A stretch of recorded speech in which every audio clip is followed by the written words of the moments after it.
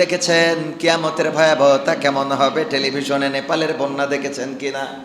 নেপালের বন্যা দেখেছেন কিনা? টেলিভিশনে দেখেছেন, মোবাইলের কারণে দেখেছেন, ইন্টারনেটের কারণে দেখেছেন কি অবস্থা হয়েছে মুহূর্তের মধ্যে। পাহাড় থেকে পানি এবং মাটি ধসে একটা জমিনকে শেষ করে দিয়েছে, ওই জনপদকে শেষ করে দিয়েছে। কত শত শত মানুষ এখন পর্যন্ত নিখোঁজ।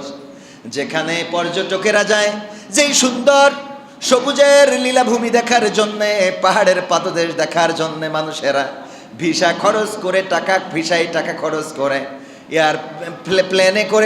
এরোপ্লেনে করে উড়াল দিয়ে চলে যায় নেপালের সৌন্দর্য দেখার জন্যে, সুন্দর এই দেশটা দেখার জন্যে। সেই নেপালে মুহূর্তের মধ্যে কি এমন হলো, যেই নদীতে স্রোত চলে পাহাড়ের উপর দিয়ে, সেখানে বরফ পড়েছিল, বরফ দিয়ে পানিটা আটকে গিয়েছিল। আর ওই পানিটা 30 মিনিটে 30 ফুট উঁচু হয়েছে। কয় ফুট? 30 ফুট উঁচু হয়েছে। নদীর বাঁধ, কোনো জায়গায় যদি বাঁধ দেন, কপোতাক্ষে যদি বাঁধ দেন, নদীর পানি ওই দিক থেকে আসতেই থাকে।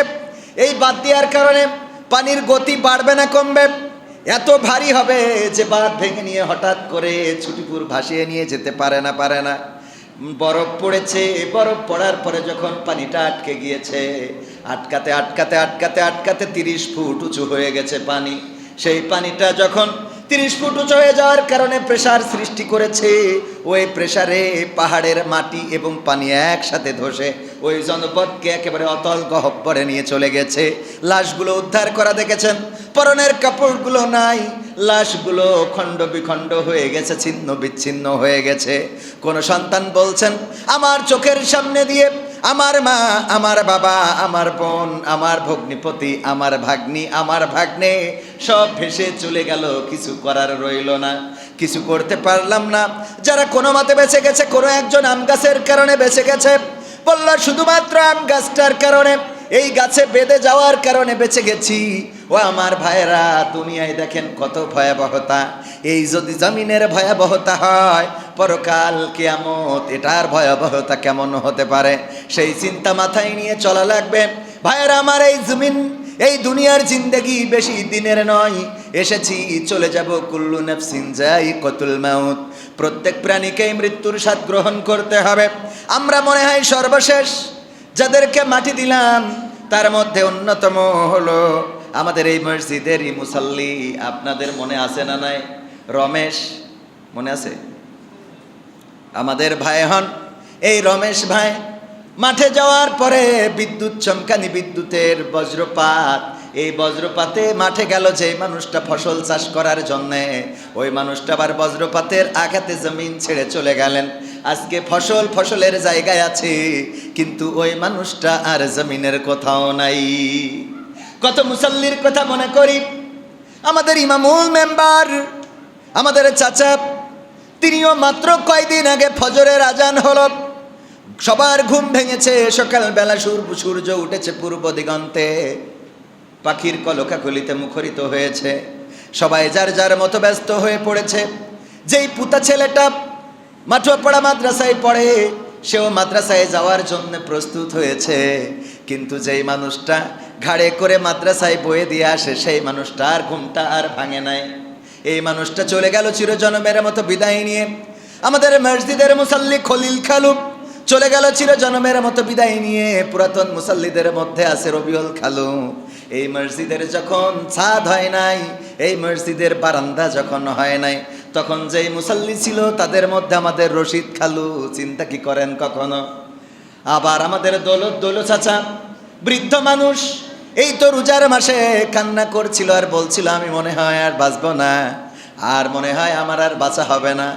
আমি বললাম, এত তাড়াতাড়ি আপনি মারা যাবেন না, এখনো অনেক দিন বাঁচবেন ইনশাআল্লাহ।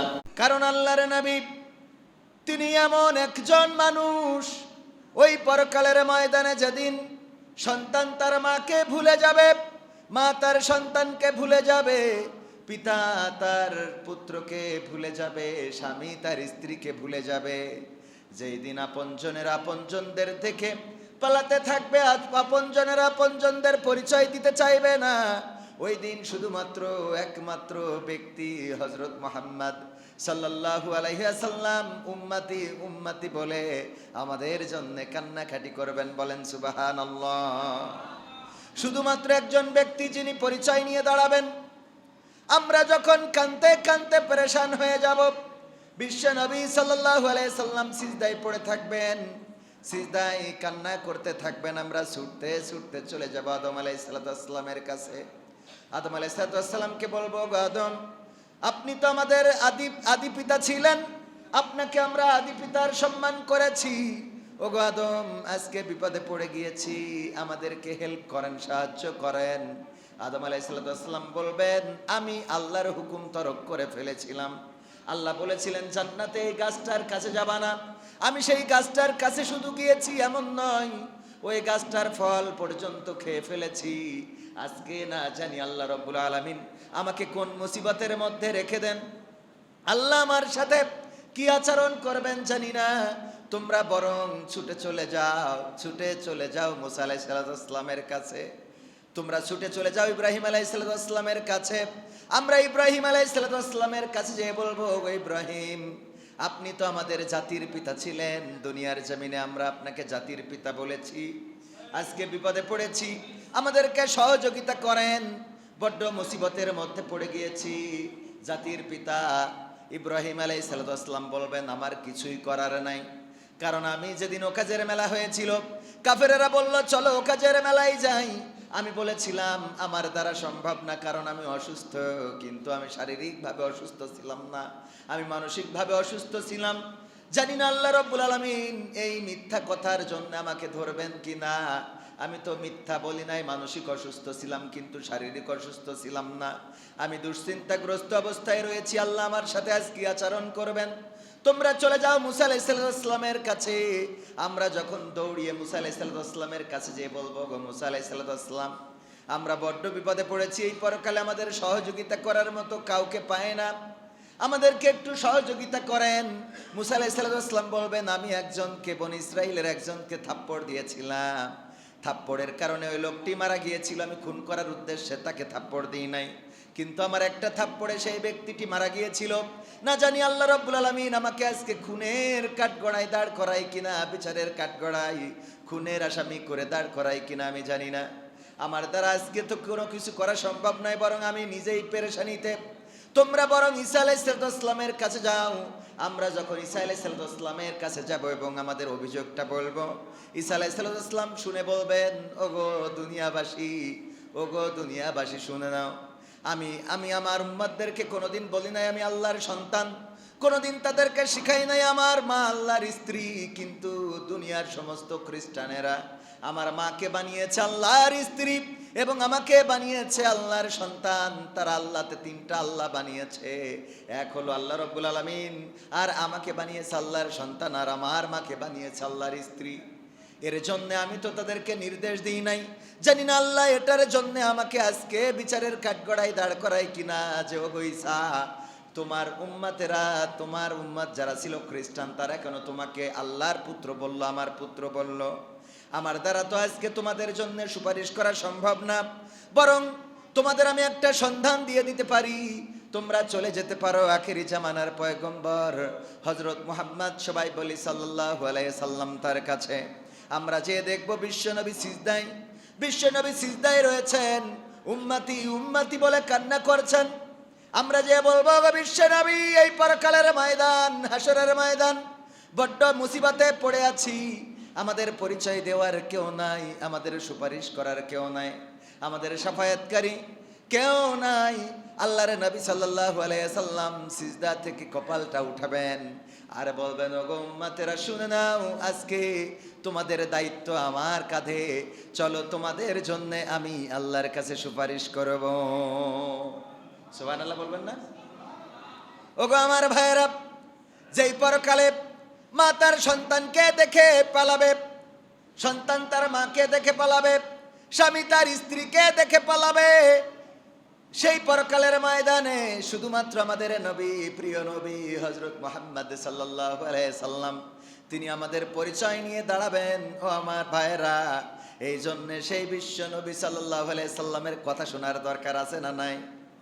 যেই মানুষটা আমাদের মৃত্যুর পরে কাজে লাগবে, যেই মানুষটা হাসরের ময়দানে কাজে লাগবে, ও আমার ভাইরা, বেশি দূরে যাওয়ার দরকার নাই। দেখেছেন কিয়ামতের ভয়াবহতা কেমন হবে টেলিভিশনে। নেপালের বন্যা দেখেছেন কিনা? নেপালের বন্যা দেখেছেন কিনা?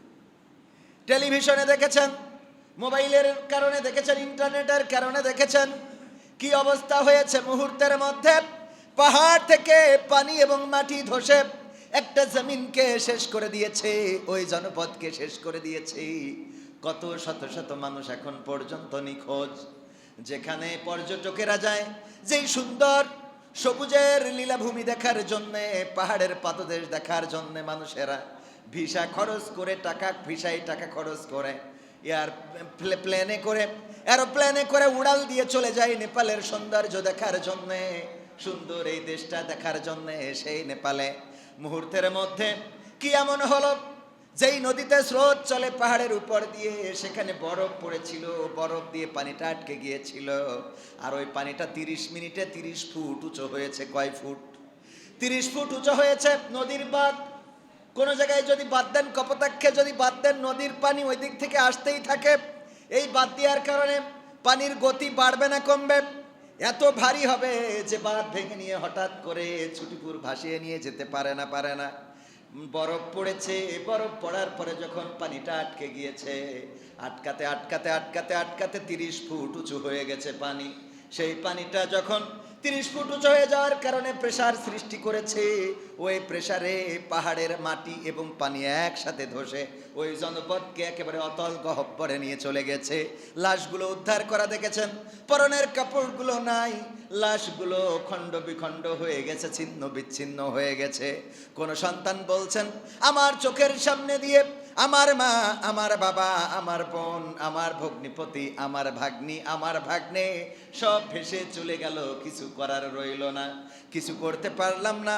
যারা কোনো মতে বেঁচে গেছে, কোনো একজন আম গাছের কারণে বেঁচে গেছে, বলল শুধুমাত্র আম গাছটার কারণে, এই গাছে বেঁধে যাওয়ার কারণে বেঁচে গেছি। ও আমার ভাইয়েরা, দুনিয়ায় দেখেন কত ভয়াবহতা। এই যদি জমিনের ভয়াবহতা হয়, পরকাল কিয়ামত এটার ভয়াবহতা কেমন হতে পারে, সেই চিন্তা মাথায় নিয়ে চলা লাগবে। ভাইয়েরা আমার, এই জমিন, এই দুনিয়ার জিন্দেগি বেশি দিনের নয়, এসেছি চলে যাব। কুল্লু নাফসিন যায়িকাতুল মাউত, প্রত্যেক প্রাণীকেই মৃত্যুর স্বাদ গ্রহণ করতে হবে।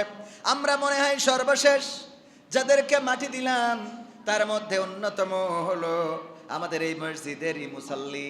আপনাদের মনে আছে না নাই? রমেশ, মনে আছে? আমাদের ভাই হন এই রমেশ ভাই। মাঠে যাওয়ার পরে বিদ্যুৎ চমকানি, বিদ্যুতের বজ্রপাত, এই বজ্রপাতে মাঠে গেল যে মানুষটা ফসল চাষ করার জন্যে, ওই মানুষটা আবার বজ্রপাতের আঘাতে জমিন ছেড়ে চলে গেলেন। আজকে ফসলের জায়গায় আছে, কিন্তু ওই মানুষটা আর জমিনের কোথাও নাই। কত মুসাল্লির কথা মনে করি। আমাদের ইমামুল মেম্বার, আমাদের চাচা, তিনিও মাত্র কয়দিন আগে ফজরের আজান হলো, সবার ঘুম ভেঙেছে, সকালবেলা সূর্য উঠেছে পূর্ব দিগন্তে, পাখির কলকাকলিতে মুখরিত হয়েছে, সবাই যার যার মতো ব্যস্ত হয়ে পড়েছে। যেই পুতা ছেলেটা মাঠুয়াপাড়া মাদ্রাসায় পড়ে, সেও মাদ্রাসায় যাওয়ার জন্য প্রস্তুত হয়েছে, কিন্তু যেই মানুষটা ঘাড়ে করে মাদ্রাসায় বয়ে দিয়ে আসে, সেই মানুষটার ঘুমটা আর ভাঙে নাই। এই মানুষটা চলে গেল চিরজনমের মতো বিদায় নিয়ে। আমাদের মসজিদের মুসাল্লি খলিল খালু চলে গেল চিরজনমের মতো বিদায় নিয়ে। পুরাতন মুসাল্লিদের মধ্যে আছে রবিউল খালু।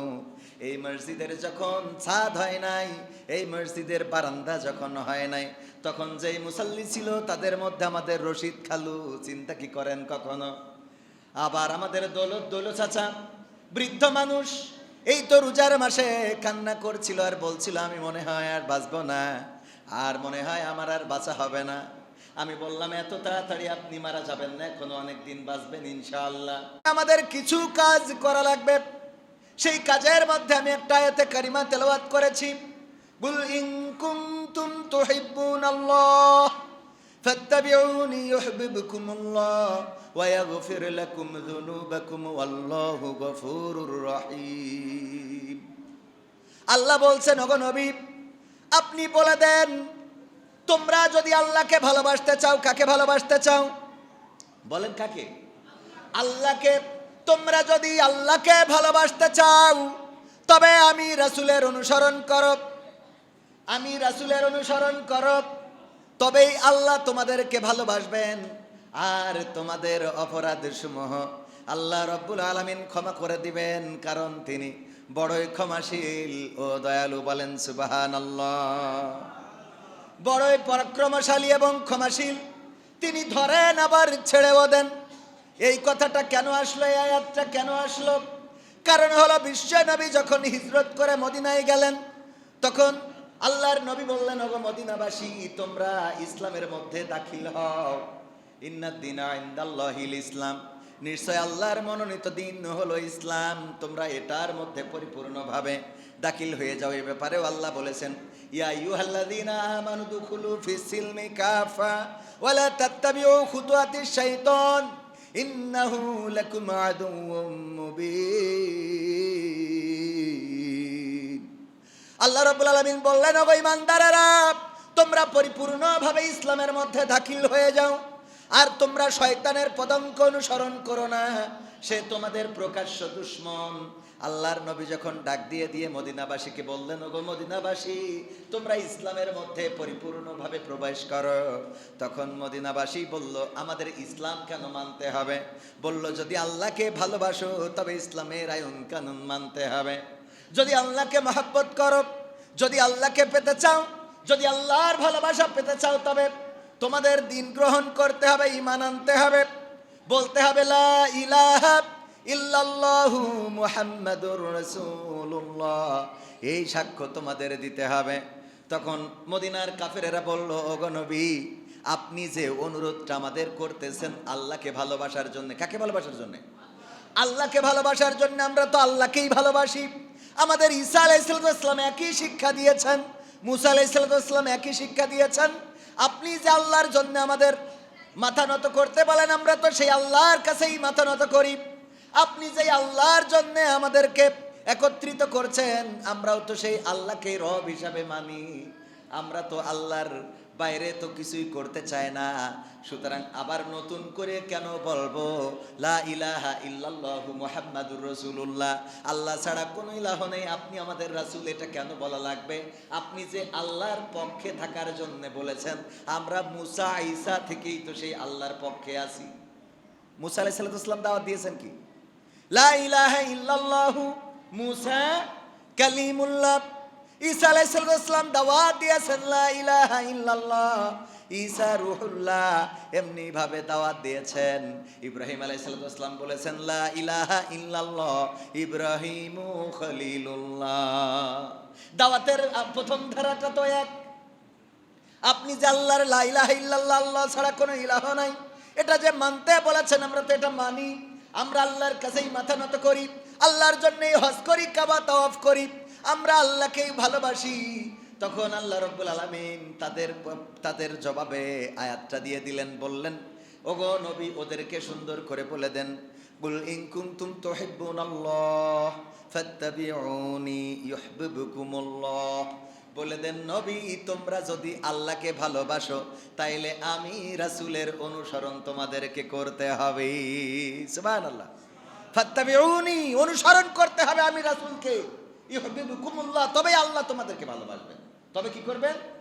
আল্লাহ তোমাদেরকে ভালোবাসবেন। এখন আসেন আলোচনায়, আমাদের যদি তাইলে আল্লাহর ভালোবাসা পেতে হয়, তাহলে আমরা পথ পাইলাম কি?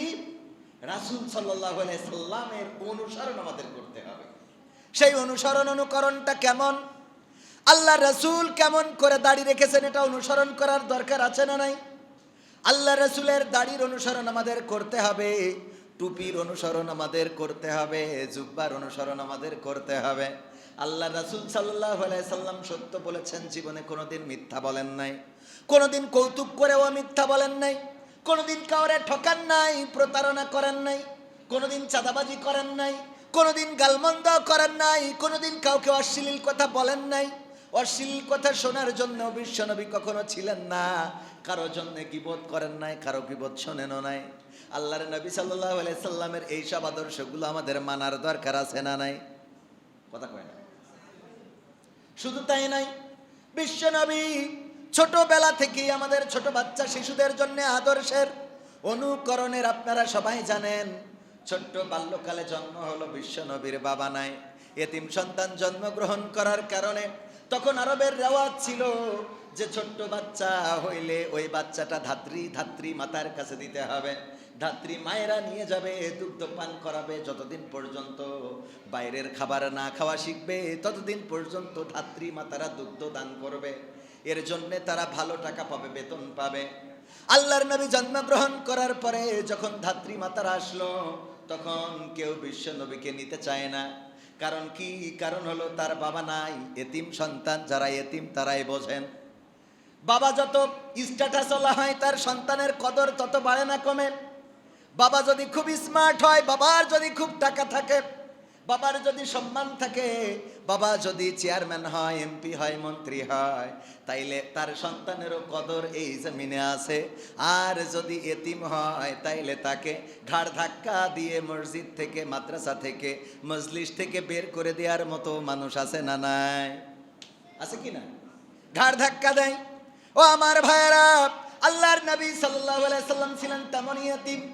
দেখার কেউ নাই, বড় লোকের বাচ্চাগুলো সবাই নিয়ে গেল। হালিমা আলাইহিস সালামের উটটা ছিল দুর্বল, আসতে কষ্ট হলো। আমি হালিমা আলাইহিস সালামের বাড়ি পর্যন্ত গিয়েছি।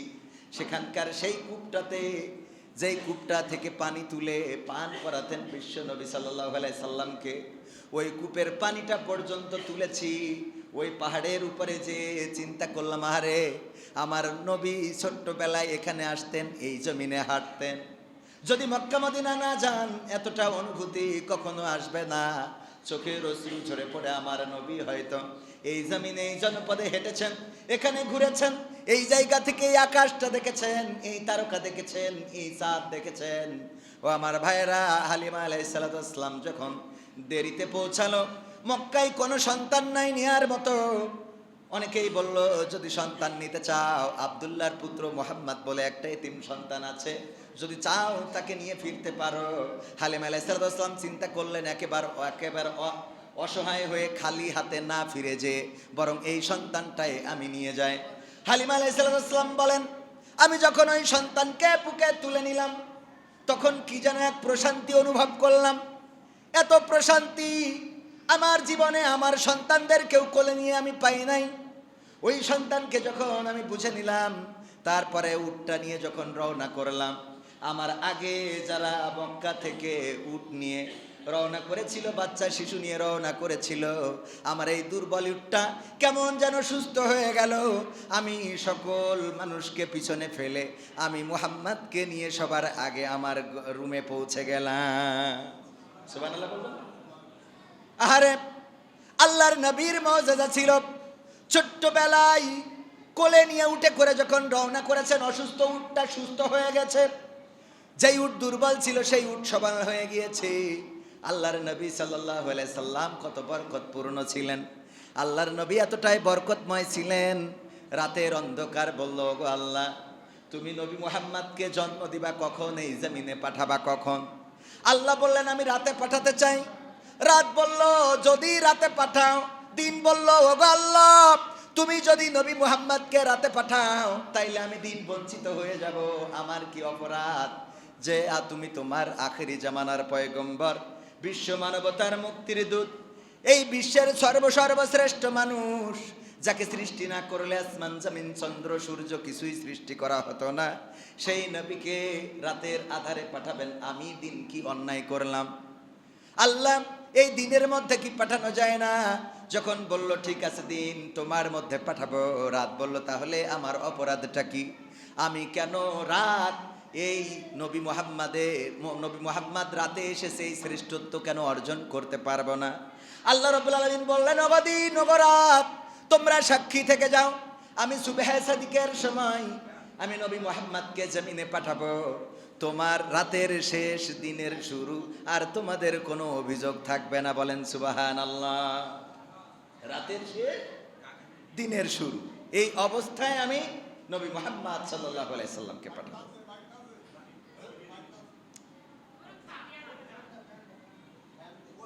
না থাক, অসুবিধা। ও আমার ভাইয়েরা, আলোচনায় আসেন। আল্লাহর নবী সাল্লাল্লাহু আলাইহি সাল্লামকে নিয়ে পৌঁছালেন বাড়িতে। বাড়িতে পৌঁছানোর পরে যেই হালিমা বলেন আমার ঘরে খাবার থাকতো না, আমার ঘরে আহার থাকতো না, আমার সংসারটা ভালো মতো চলতো না। কেমন জানি সেই সংসারটা আল্লাহ রাব্বুল আলামিন এত বরকতময় করে দিলেন যে আমার সংসারে অভাব বলে আর কিছু রইল না। মুহাম্মদ সাল্লাল্লাহু আলাইহি সাল্লাম দুগ্ধ পান করতেন, ডান পাশের স্তনটা খাইতেন।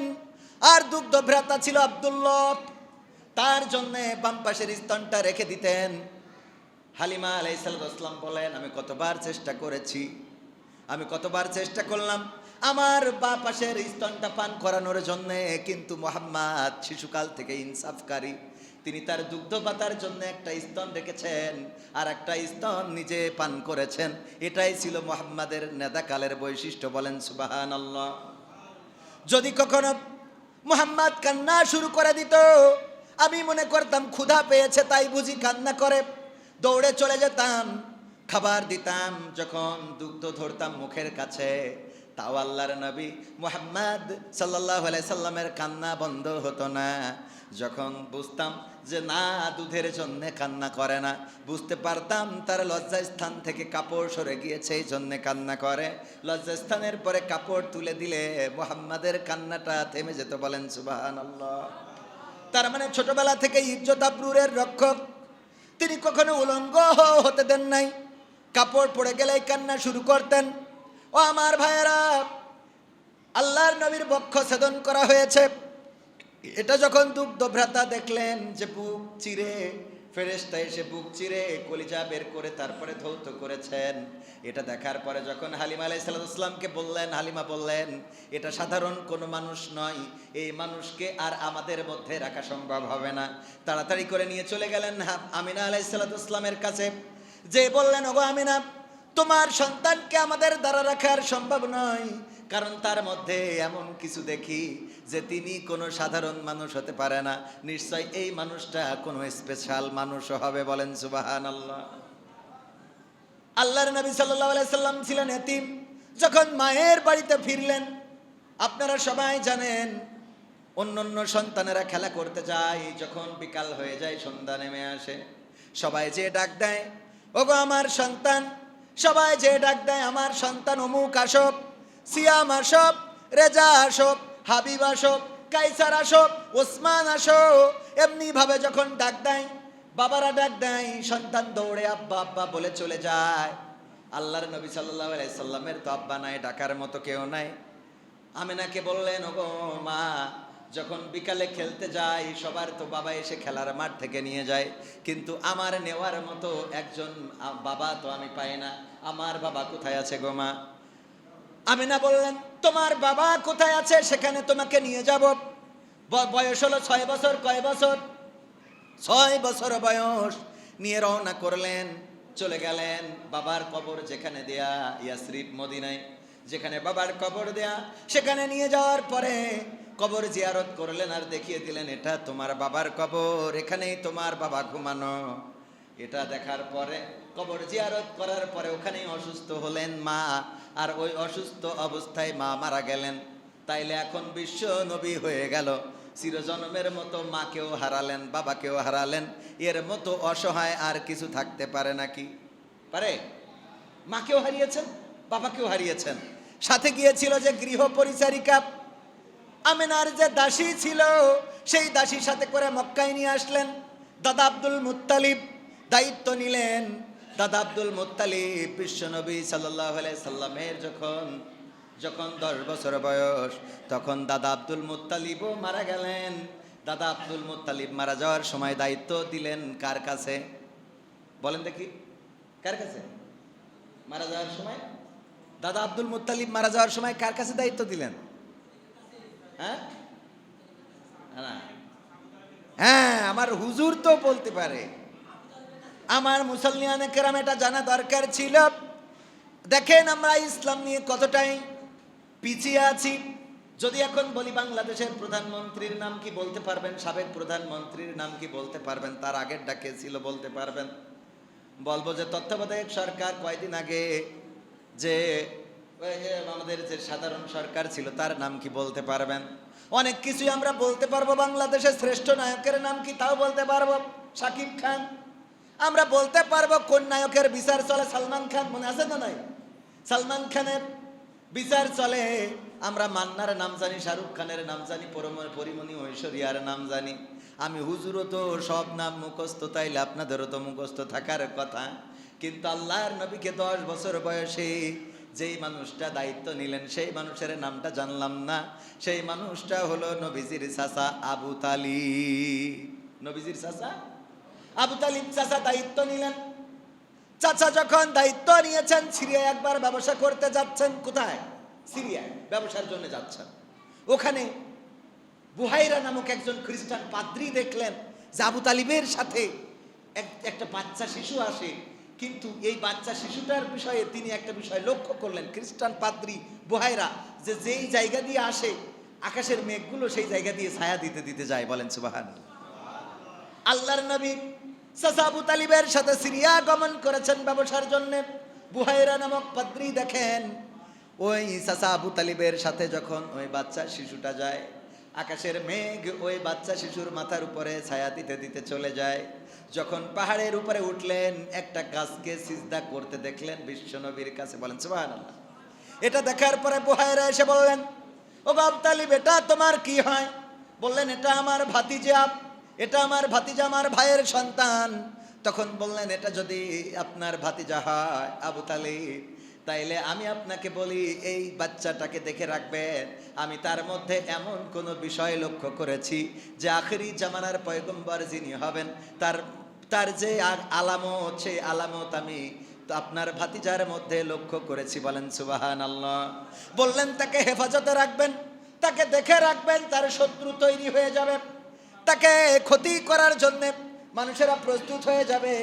সুতরাং এই মানুষটাকে দেখে রাখবেন, হেফাজতে রাখবেন।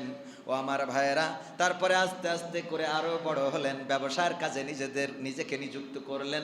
কিন্তু নিজের ব্যবসা না, খাদিজার ব্যবসা দেখার জন্য খাদিজার আন্ডারে চাকরি নিলেন। খাদিজা রাদিয়াল্লাহু তাআলা আনহা তার আন্ডারে চাকরি নিলেন ব্যবসা পরিচালনার জন্য। চাকরি নিয়ে যখন ব্যবসায় গমন করলেন, ব্যবসা করে এসে অর্থ সম্পদ যখন খাদিজার কাছে বুঝে দিলেন, খাদিজা তো পাগল হয়ে গেল। আহারে, এতদিন যাদেরকে ব্যবসায় পাঠাতাম 2 কোটি টাকা দিতাম, এসে লাভ দেখাতো 50,000, 1 লাখ টাকা, 2 লাখ টাকা। আর আজকে মুহাম্মাদের কাছে ব্যবসা করতে দিলাম সেম ভাবে, যার কাছে 2 কোটি দিলাম সেই মানুষটা 4 কোটি দিয়ে দিল। বলেন সুবহানাল্লাহ। মানে যদি বিশ্বস্ত হয় তাইলে বরকত থাকে না? থাকে না? বরকত থাকে। এতদিন যাদেরকে দিয়েছে তারা বিজনেস করেছে, কিন্তু নারী মানুষ হওয়ার কারণে, নারী হওয়ার কারণে টাকা পয়সাগুলো ওইভাবে বুঝে দেয় নাই। আল্লাহর নবী 1 টাকাও ফাঁকি দেন নাই। এমন ভাবে হিসাব দিয়ে দিয়েছেন, যেই খাদিজা রাদিয়াল্লাহু তাআলা আনহা নিয়ত করেছিলেন, 3টা স্বামী মারা গিয়েছে ইতিপূর্বে, নিয়ত করেছিলেন আর কখনো বিবাহ করবেন না। কিন্তু সেই মানুষটা সিদ্ধান্ত চেঞ্জ করে বললেন, যদি আব্দুল্লাহর পুত্র মুহাম্মদ আমাকে বিয়ে করতে চায়, তাইলে আমি খাদিজা 4র্থবারের মতো বিবাহ করতে রাজি আছি। বলেন সুবহানাল্লাহ। আল্লাহর নবী যখন এই প্রস্তাব পাইলেন, বললেন, আমার অভিভাবক হলো আমার চাচা, আমার চাচা যদি সম্মতি দেন আমার কোনো আপত্তি নাই। চাচা সম্মতি দিলেন, কারণ খাদিজা ছিল সেই সময়ের অঢেল সম্পত্তির মালিক, অনেক টাকাওয়ালা এবং প্রভাবশালী একজন নারী। আল্লাহর নবী সাল্লাল্লাহু আলাইহি সাল্লামের চাচা চিন্তা করলেন, যেহেতু মুহাম্মদ সে অনেক এতিম অসহায় মানুষ, খাদিজাকে বিবাহ করার পরে যদি তার সংসারটা ভালো চলে, যদি আমার ভাতিজা ভালো থাকে, এটাই তো আমার প্রত্যাশা। যেহেতু আমার দাদা আমার পরে দায়িত্ব দিয়েছিল, আমি তাকে একটা উত্তম ভবিষ্যৎ করে দিয়ে যেতে চাই। খাদিজার সাথে বিবাহ দিলে আমার ভাতিজা মুহাম্মদ হবে খাদিজার সম্পদের মালিক। সুতরাং তার সংসার চলার জন্য আর দুশ্চিন্তা করা লাগবে না। এই চিন্তা করে মতামত দিলেন এবং আবু তালিব নিজেই খুতবা পড়ে বিবাহের ব্যবস্থা করলেন। বিয়ে করার পরে সমালোচনা শুরু হয়ে গেল। এখনকার সময় সমালোচনা আছে না নাই? হুজুর মানুষ হইলেই এইটা করিছে, ওইটা করিছে, ও কত লোক কত কি করে, কোনো অসুবিধা নাই। কিন্তু গাজী নজরুল যখন ধরা খেয়েছে, তখন হুজুরের মুখ দেখানো দায়ী। ঠিক না বেটি? ও আমার ভাইয়েরা, এই জন্য হুজুররা সাবধান থাকার দরকার আছে না নাই? হুজুরদের চরিত্র হেফাজতের দরকার আছে না নাই? হুজুররা সাবধান থাকতে হবে। শত্রু বেশি, এমন কোনো ভুল করা যাবে না যেই ভুল ট্রলের শিকার হতে হয়। ষড়যন্ত্র থাকবে, আমরা ষড়যন্ত্রের খোরাক জোগাড় করে দেব, আমরা খোরাক জোগাড় করে দেব না। শয়তানের ওয়াসওয়াসা একেবারে শেষ নিঃশ্বাস ত্যাগ করার আগ পর্যন্ত আছে না নাই? শয়তান একেবারে মারা যাওয়ার আগ পর্যন্ত সে ভুল পথে নিয়ে যাওয়ার চেষ্টা করবেই, এটা শয়তানের সিদ্ধান্ত। এটা জানেন কি না? যখন শয়তান বলল, আল্লাহ তুমি আমারে তো অভিশপ্ত বানাইছো জাহান্নামে দিবা, এখন তোমার কাছে আমি তিনটা জিনিস চাই, তুমি কি আমারে দিবা? আল্লাহ বলল, চাও আমি দেব। বললো, এক নম্বর তুমি আমাকে কিয়ামত পর্যন্ত হায়াত দিবা। বললো, আমি রাজি আছি, দিলাম। দুই নম্বর, আমি যেন মানুষের রন্ধ্রে রন্ধ্রে ঢুকে ধোকা দিতে পারি, সেই তো যোগ্যতা দিবা। বললো, দিলাম। তিন নম্বর হলো, এই জমিনের মানুষ যেন, জিন ইনসান যেন আমাকে দেখতে না পায়, সেই অদৃশ্য শক্তিটা আমাকে দিবা। আল্লাহ বলল, তিনটাই দিলাম। তখন শয়তান বলল, ওগো আল্লাহ, তুমি আমার যে উপকার করে দিলে, আমাকে যে জাহান্নামের অভিশপ্ত জাহান্নামী বানাইছো, আর আমার যে ক্ষমতা তুমি দিয়েছো, ওগো আল্লাহ, আমি তোমারে বলে দিই, তুমি এই ক্ষমতা দেওয়ার কারণে তোমার কোনো বান্দাকে আমি আর তোমার ওই জান্নাতে যাইতে দেব না। আমি তোমার কোনো বান্দাকে জান্নাতে যাইতে দেব না। আমি তোমার বান্দাদেরকে ধোকা দিয়ে রন্ধ্রে রন্ধ্রে ঢুকে, তার শরীরের রক্তকণিকায় ঢুকে ধোকা দেব, তার ঘুমাতে ধোকা দেব, জাগনাতে ধোকা দেব, দেশে ধোকা দেব, বিদেশে ধোকা দেব, গরিবের ধোকা দেব, ধনীর ধোকা দেব, সবাইকে ধোকা দিয়ে এমন বিপথগামী করব যে তুমি তাদেরকে একে একে জাহান্নাম ভরে ফেলবা, তাদেরকে দিয়ে জাহান্নাম ভর্তি করে ফেলবা, তোমার জান্নাতটা খালি পড়ে থাকবে।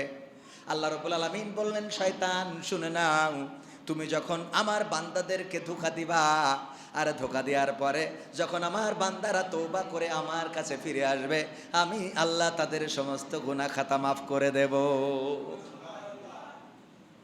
আরে আল্লাহকে চিনলাম না, কত মহব্বতের আল্লাহ।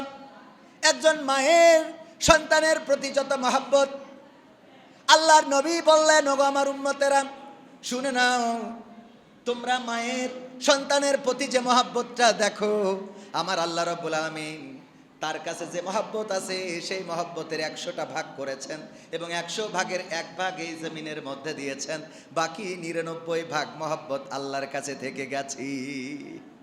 বাকি 99 ভাগ মহব্বত কার কাছে আছে? উহুদ পাহাড় অনেক বড়, আমাদের গুনাহ তার থেকে বড়, আমাদের আমল নামায় গুনাহ খাতা তার থেকে বড়, কিন্তু আসার জায়গাটা কি? আসার জায়গা হলো, গুনাহ যত বড়, আল্লাহর রহমত তার থেকেও বড়। বলেন সুবহানাল্লাহ। আল্লাহর রহমত তার থেকে বড়। যাই হোক, আলোচনায় আসি।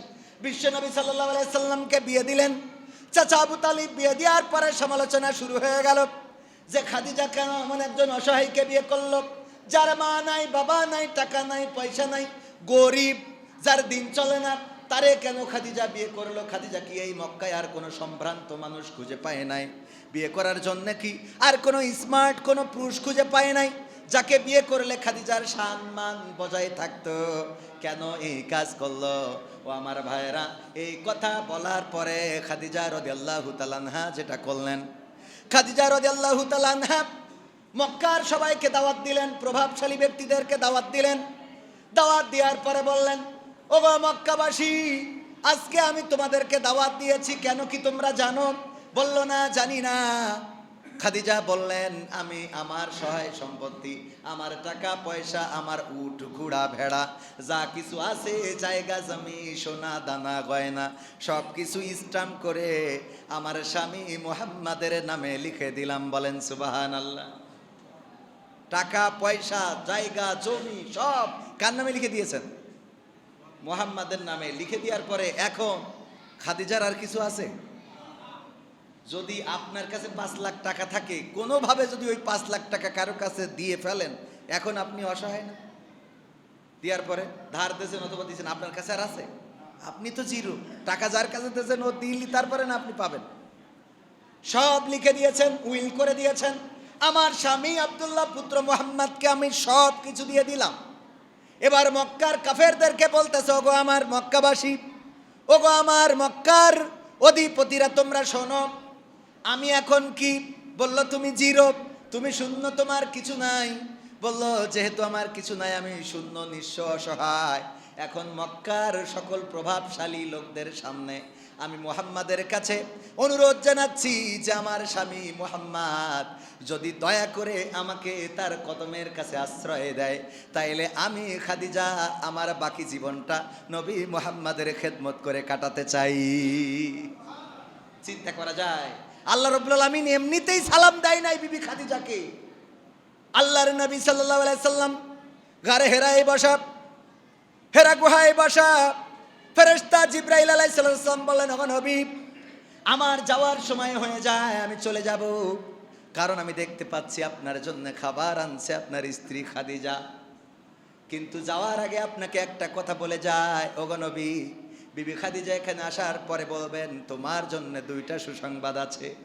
একটা হলো আল্লাহ রাব্বুল আলামিন সালাম দিয়েছেন, আর 2 নম্বর হলো আমি জিবরাইল আলাইহিস সালাম আমার পক্ষ থেকেও সালামটা পৌঁছে দেবেন। খাদিজা রাদিয়াল্লাহু তাআলা আনহা যখন আসলেন, আল্লাহর নবী বললেন, ওগো খাদিজা, তুমি জানো নাকি তোমার জন্য আজকে 2টা সুসংবাদ আছে? উস্তাদ সামনে আসেন, তোমার জন্য আজকে 2টা সুসংবাদ আছে। কয়টা? একটু জোরে বলেন, কয়টা?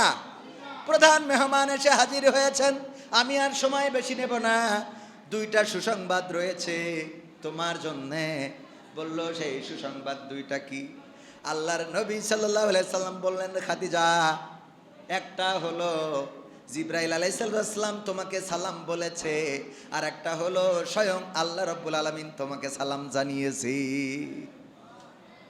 খাদিজা বললেন, ওগো নবী, আমি জিবরাইল আলাইহিস সালামের সালামের জবাবটা দিতে পারবো, কিন্তু আল্লাহর সালামের জবাবটা কিভাবে দেব এটা তো আমার জানা নাই। আমার পক্ষ থেকে আপনি আল্লাহর সালামের জবাবটা দিয়ে দেন।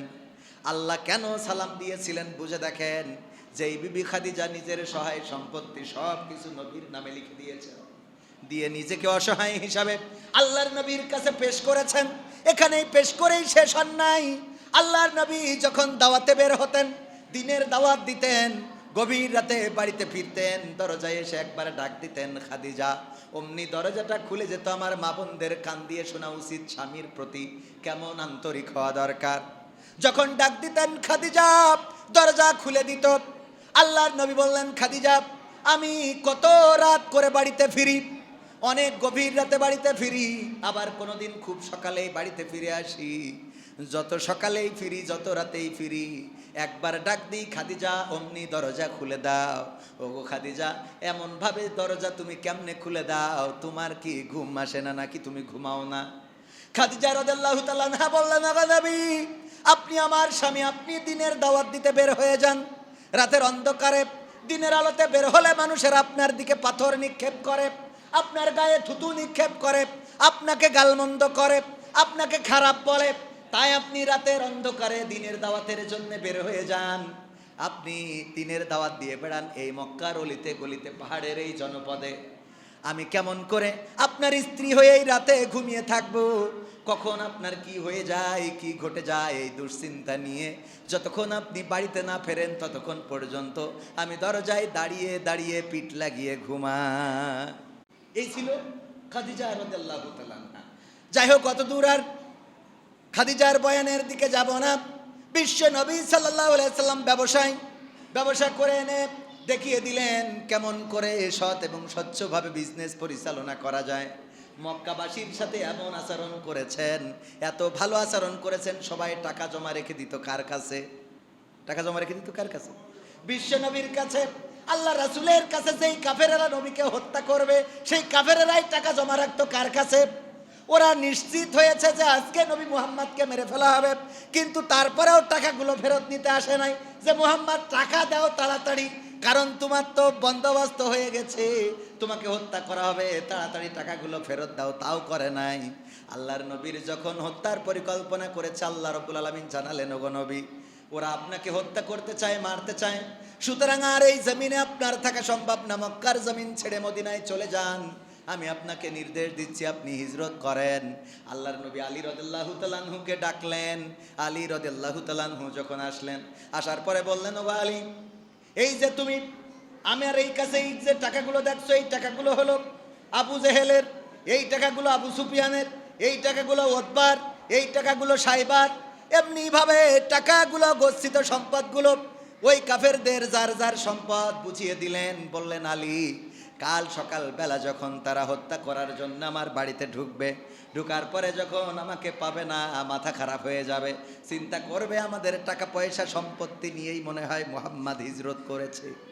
আমি তোমার কাছে বুঝে দিলাম সকালবেলা তুমি এই সম্পত্তিগুলো আমার হত্যা করার জন্য যে মানুষগুলো দাঁড়িয়েছে ওদের মধ্যে যাদের যাদের টাকা পয়সা তাদের তাদের তুমি সম্পদগুলো বুঝে দিবা। বলেন সুবহানাল্লাহ।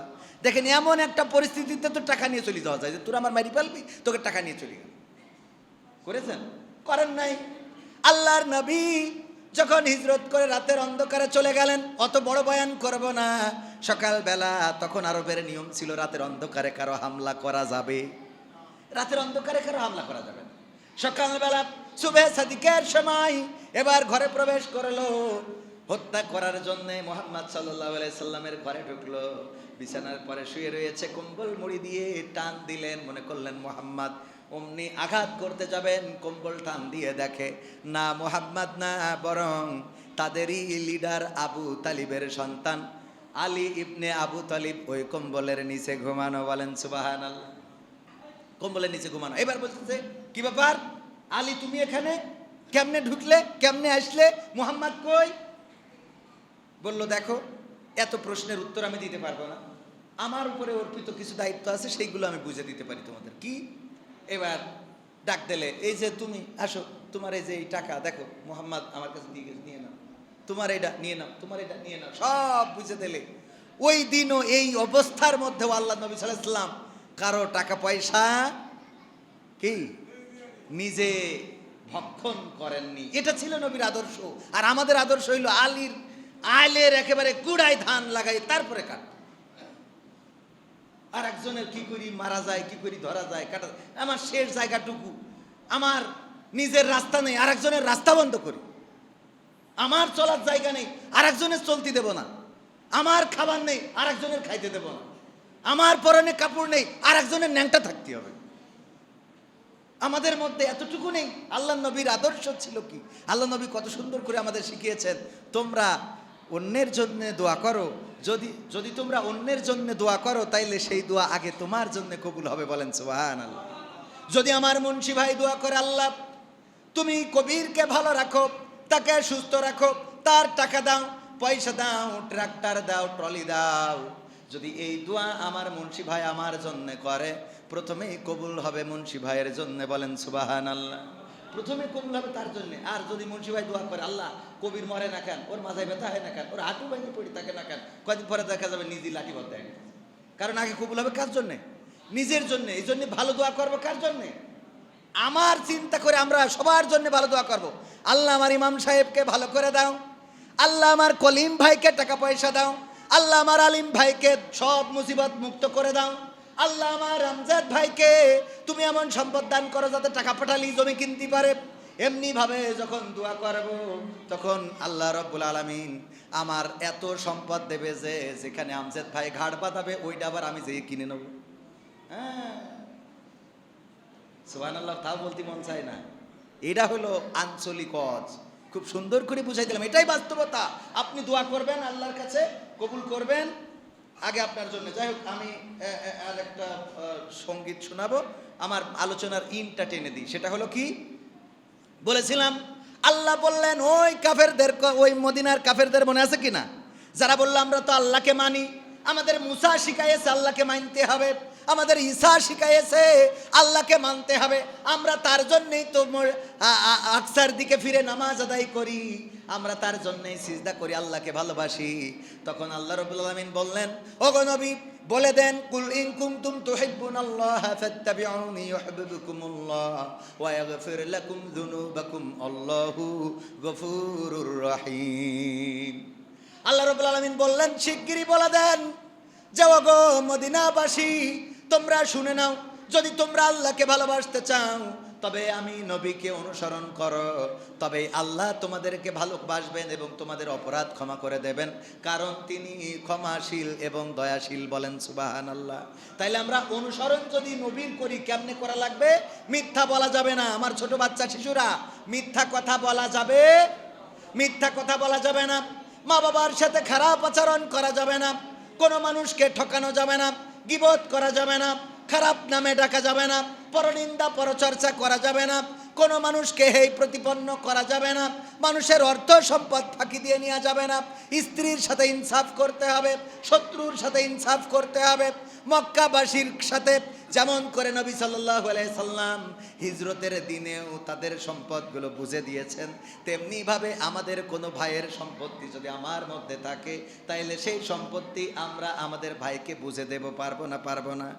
আমরা দাড়িতে মানি, টুপিতে মানি, নামাজে মানি, রোজায় মানি, হজে মানি, জাকাতে মানি, জুব্বাই মানি, মেসোয়াকে মানি, মিষ্টি খাওয়াতে মানি, কিন্তু আমরা আল্লাহর নবী সাল্লাল্লাহু আলাইহি ওয়াসাল্লাম যেই কোরআন কায়েম করে দিয়ে সুন্দর একটা সমাজ গঠন করেছেন, সেই সমাজ কায়েমের জন্য আল্লাহর নবীর আদর্শ মানি না। বলেন ঠিক কি না? ঠিক না ঠিক? এই জন্যই নবী সাল্লাল্লাহু আলাইহি ওয়াসাল্লামকে শিশুকাল থেকে শুরু করে 63 বছরের জীবন, নবুয়াতি জিন্দেগির আগের জীবন, নবুয়াতি জিন্দেগির পরের জীবন, সকল জীবনেই রয়েছে অনুকরণীয় আদর্শ। সেই আদর্শ আমাদের ফলো করার দরকার আছে না নাই? আজকে সেই নবী নাই, কিন্তু সেই নবীর রওজা জিয়ারতের সুযোগ আমাদের আছে তো? আছে কি না?